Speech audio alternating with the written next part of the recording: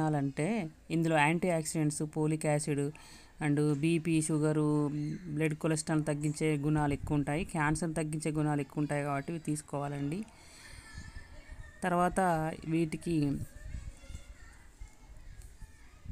ఉప్పును యాడ్ చేసి వాటర్లో వేసి కడిగి పక్కన పెట్టుకొని చిన్న చిన్న ముక్కలు కాసేసి ప్లేట్లోకి తీసుకున్నాను. ఆ తర్వాత నేను తయారు చేసినటువంటి పదార్థాన్ని మీకు చూపిస్తున్నానండి. Chilli sauce, soya sauce, chilli flakes, ఆ తర్వాత పచ్చిమిర్చి కట్ చేసి పక్కన పెట్టుకున్నవి. ఇది టమాటో సాస్ మాత్రం నేను చేయలేదండి, అది బయట నుంచి తీసుకొచ్చాము.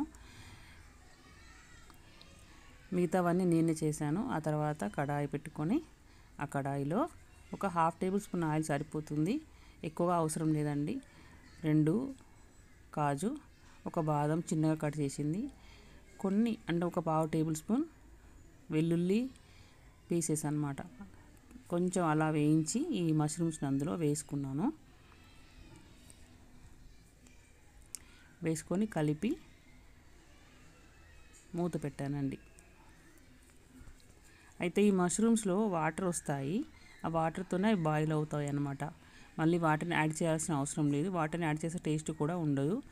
ఆ వాటర్లోనే మనము వాటిని ఉడికించాలి.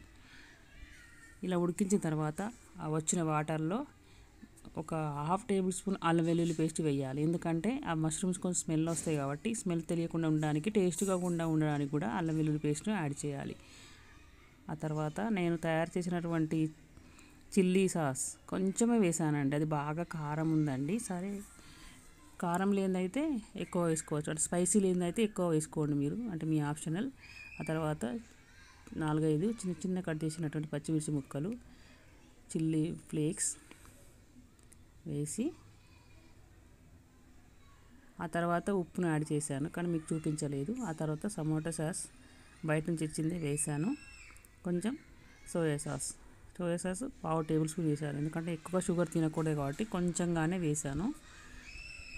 తర్వాత ఉడికించిన తర్వాత ఇంకొంచెం ఉప్పు అవసరం పడి దాన్ని మళ్ళీ వేసుకొని ప్లేట్లోకి సర్వ్ చేసుకొని టమాటో సాస్ తిన్నాను. చాలా బాగున్నాయండి. Thanks for watching.